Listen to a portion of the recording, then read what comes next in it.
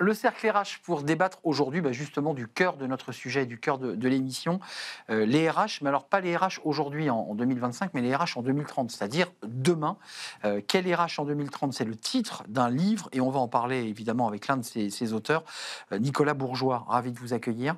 Ravi d'être là. Vous êtes partner Workforce PwC, co-auteur de ce livre, Les RH en 2030. On va voir d'ailleurs la couverture. Alors, vous aviez déjà travaillé sur ce sujet parce que vous vous projetez, vous essayez d'imaginer On essaye. ce que sera le métier de RH en 2030. Et puis, à nos côtés, Quentin Guilluy. Bonjour, Quentin. Bonjour. Vous êtes CEO de Team Starter.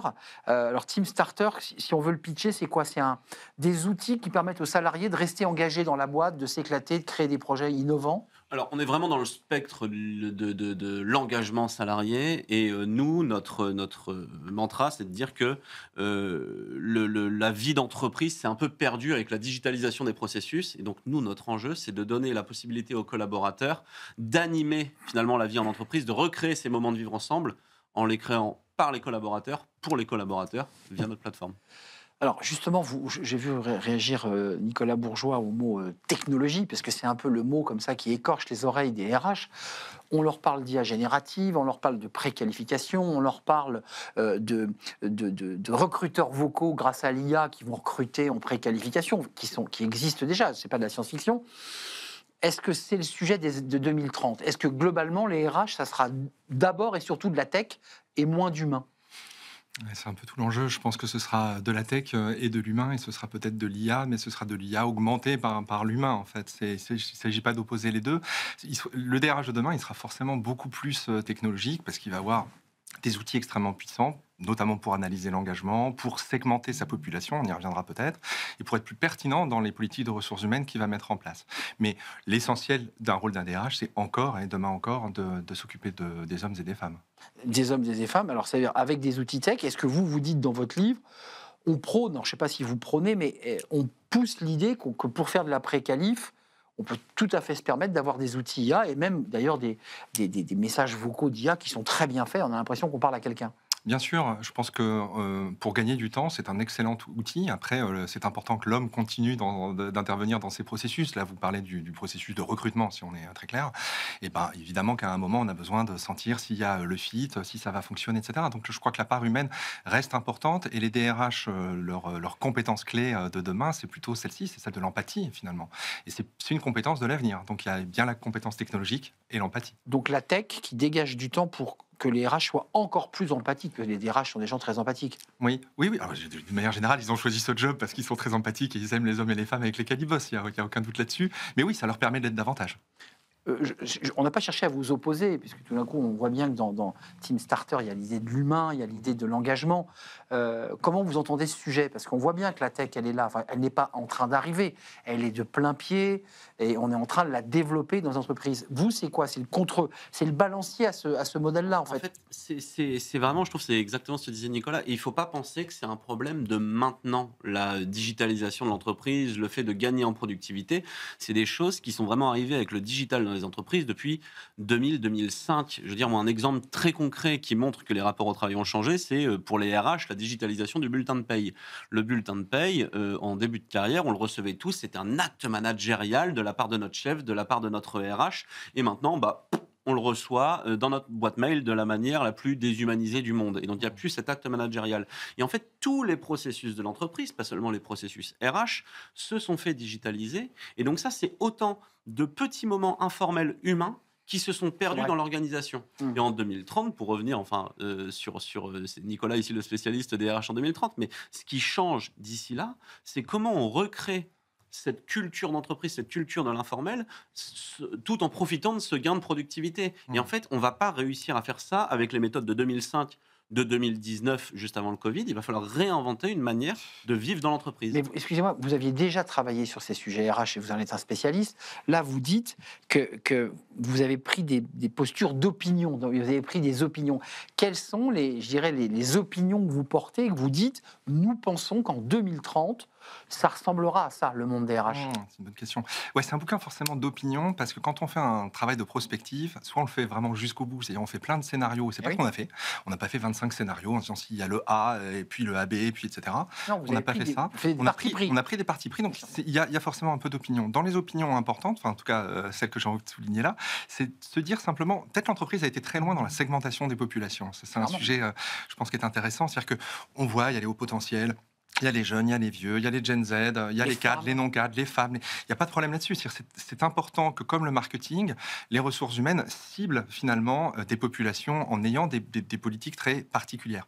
Le problème, c'est que quand on multiplie les populations, et dans une boîte de taille normale, on a, je sais pas, une cinquantaine de populations différentes, qu'on a un système de rémunération spécifique, de management de la performance spécifique, etc., est-ce qu'on bosse encore dans la même boîte ? Et donc, c'est un peu le sujet que tu évoquais tout à l'heure, c'est de dire, finalement, le sujet de demain, il n'est peut-être pas tech, il est plutôt culturel. C'est-à-dire, qu'est-ce qu'on fait de l'entreprise de demain quand on est avec autant de populations gérées différemment ? Donc vous dites en fait, c'est des agrégats de communautés, mais ce n'est plus une entreprise. Oui. Aujourd'hui, il y a une entreprise... Wow. Ouais, c'est ça. En fait, aujourd'hui, il y a une entreprise qui m'a sollicité dans le cadre d'un travail sur un gros projet de transformation où ils prennent des gens de tous les business. Et ils se rendent compte, en les prenant de tous les business, donc des gens de l'IT, des gens des Un sorte de RH. codev autour d'une grande table, quoi. Ouais, sauf qu'ils sont 500 pour faire ce codev. Beau codev. Voilà, ça fait beaucoup de bruit.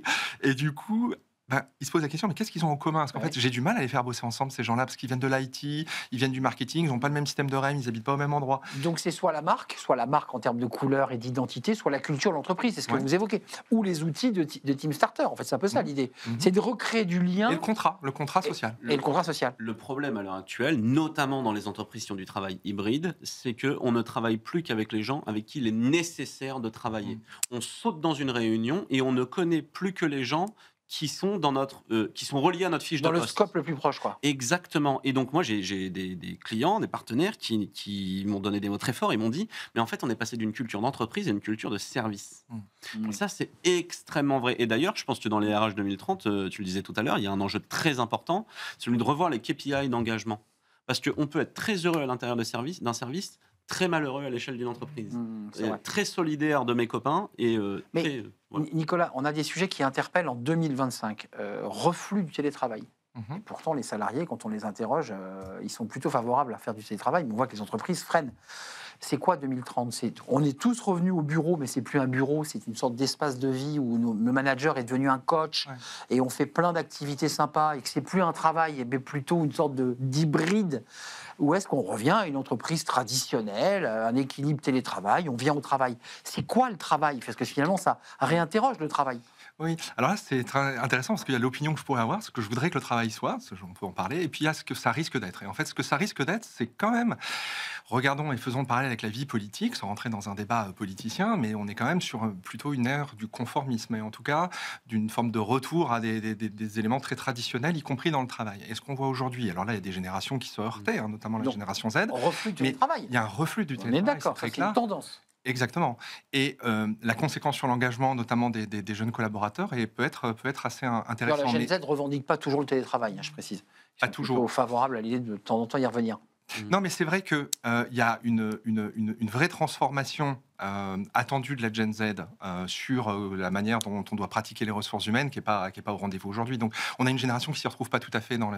Mais vous dites, vous, chez Team Starter, le RH de 2030 prend soin de la vie au bureau et en dehors. Ok, très bien. Mais on est d'accord. Mais jusqu'où va le DRH ? Enfin, je veux dire, c'était le débat du Covid. Est-ce qu'il devait aller frapper à la porte du collaborateur pour voir s'il était en forme ou malade ? Ouais. Enfin, Déjà, le DRH, il a un enjeu clé, c'est de prendre ce sujet à bras-le-corps, d'en faire vraiment une vraie politique. Il faut comprendre qu'en ce au-delà moment, du bureau. au-delà du bureau, dans le bureau, c'est-à-dire retravailler la vie de bureau, retravailler la culture un peu en périphérie du bureau, et ça c'est important. C'est-à-dire qu'à l'heure actuelle, c'est la priorité 8 ou 9 de la fiche de poste du DRH. Or, en ce moment, on voit bien que c'est une lame de fond, cette culture d'entreprise liée au travail hybride et à la digitalisation. J'insiste parce que les autres fonctions sont touchées également. Des commerciaux nomades ne repassent plus au bureau faire leur note de frais, ne repassent plus pour aller faire leurs entretiens qu'ils font à distance, etc. Donc tout ça, ça touche toutes les populations. Et les DRH doivent rendre stratégique ce sujet de la culture d'entreprise et d'animer cette vie d'entreprise, finalement, recréer de l'informel dans le bureau. Au risque que le travail ou que l'entreprise se délite, se dissolve. C'est un peu ça que vous évoquez. Exactement. En fait, ce qui fait la performance d'une organisation, je reviens à des choses très simples, c'est le fait qu'on travaille ensemble et qu'on est solidaire et que c'est un petit peu ce que vous évoquiez. Et donc, le job d'un DRH, c'est juste ça, en fait. C'est de faire en sorte que ces solidarités perdurent, que la segmentation que j'évoquais soit pas trop importante pour que justement les gens aient un intérêt à agir ensemble. Et quand je disais tout à l'heure que la culture est sans doute le sujet d'entreprise de demain, c'est peut-être pas celui qui apparaît comme le plus évident. Il fera pas la une des grands séminaires ou des grands colloques. Et pour autant, je crois véritablement que c'est ça l'avenir des RH en 2030. Mais le RH est prêt à vivre cette révolution qui est en train d'arriver, puisque ce n'est pas demain, mais c'est en ce moment.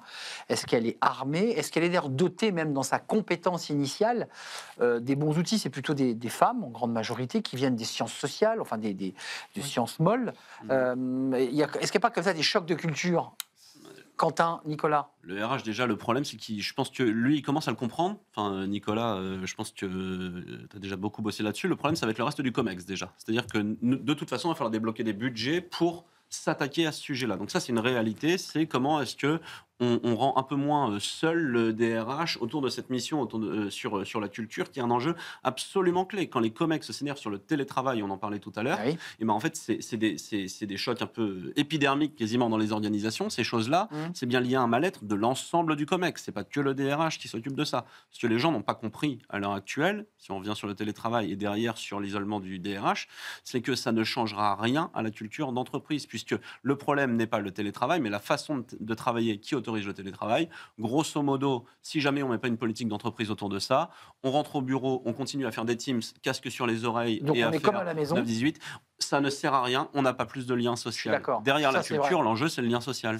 Oui. Donc c'est l'entreprise, quoi, lien social, communautaire, avec un coach manager, le manager coach. C'est ça, on va vers ça. Nous, on parle beaucoup de... C'est pas simple ce qu'on évoque là, parce que le manager n'est pas prêt non plus. Le manager n'est pas prêt. Nous, on appelle ça le manager ressource. C'est un manager qui va considérer qu'il est une ressource pour son équipe et non seulement qu'il utilise les ressources pour produire quelque chose. La compétence qui manque un peu, et qu'on évoquait, ce que tu évoquais est très juste, la compétence qui manque un petit peu de la part des DRH aujourd'hui, c'est tout ce qui va tourner autour de l'organisation de travail. En fait, ce qu'on appelle en bon français l'organisation design. Et on voit cette compétence émerger très fort. Dans l'ouvrage, on en parle assez longuement. Et on évoque ça comme une compétence très importante pour optimiser les organisations. Finalement, c'est une compétence qui s'est perdue avec la réduction du temps de travail. Au moment de la réduction du temps de travail, 35 heures, ça remonte à très longtemps. Les DRH... Remis en question depuis quelques temps. Certains disent qu'il faut travailler plus, qu'il faut créer plus de valeur. Les DRH, c'est vraiment à la manette de l'optimisation, de la performance à ce moment-là. Ça a duré très peu de temps, 2 ans. Et puis après, on leur a dit, on a sauté l'obstacle. Messieurs et mesdames les DRH, rentrez chez vous, on n'a plus besoin de vous pour optimiser. Et aujourd'hui, on voit bien que c'est une compétence qui manque et qui n'est pas suffisamment... On voit une petite tendance qui est un peu décentrée par rapport à vos métiers, mais le DRH plus connecté au métier.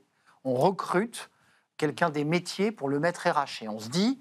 Avec lui, il connaîtra les métiers et il sera connecté. Ouais. Ça, c'est un sujet intéressant aussi. On a tous croisé des gens comme ça dans les carrières et honnêtement, c'est pas forcément du tout les moins compétents. Je pense que tu parlais tout à l'heure d'empathie. Je pense que quand on a connu le métier des gens avec lesquels on travaille, c'est forcément intéressant. L'enjeu de ces gens-là, comme toute prise de poste finalement sur un nouveau métier, ça va être d'aller aussi se spécialiser sur certaines compétences. Celle d'hier, Dieu sait que le métier de DRH il est complexe, et celle dont on parle depuis tout à l'heure, c'est-à-dire celle de demain, c'est-à-dire comment est-ce que je sors un petit peu de l'opérationnalité de mon job de DRH pour essayer de partir un petit peu vers 2030. Un dernier mot, Nicolas. Dans l'ouvrage, on évoque très clairement qu'une des compétences importantes pour un DRH, c'est d'être ouvert sur son environnement. Et il n'y a rien de mieux pour être un DRH ouvert sur son environnement que de venir du business et de comprendre le business. Votre livre, Les RH en 2030, votre co-auteur, rappelez-le ? Gilles Verrier. Gilles Verrier. On voit la couverture de ce livre qui est le prolongement des travaux que vous aviez déjà fait, parce que vous travaillez sur ce sujet depuis de longues années.